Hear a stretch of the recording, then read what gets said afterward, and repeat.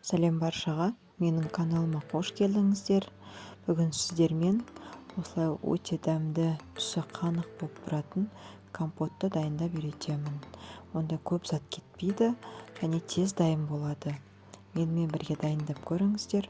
Видеоны соңына дейін қарап алыңыздар.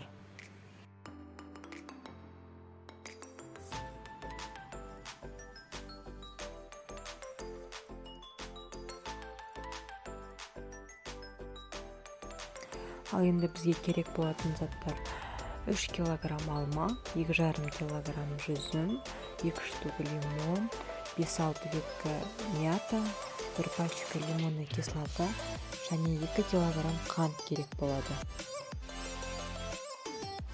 Ал енді стерилденген банкаларымызға алма мен жүзімімізді салып аламыз. Оның соңынан осылай лимон мен мятамды бірге саламыз.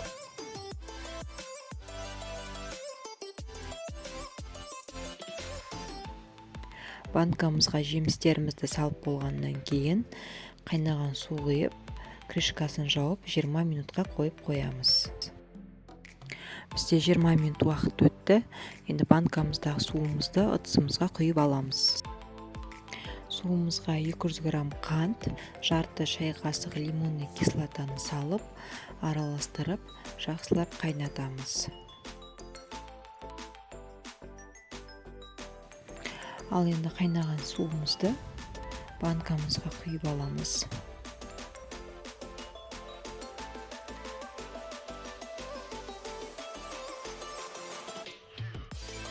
Машинканың көмегімен банкаларымыздың крышкаларын осылай жақсылап жауып шығамыз және тексереміз.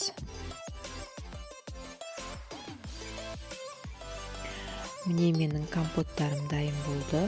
Түстері осындай қанық, әдемі, дәмі өте керемет болып шығады. Сіздер де менімен бірге дайындап көріңіздер, өкінбейсіздер. Балалар өте сүйіп ішетін дәмді компот болды.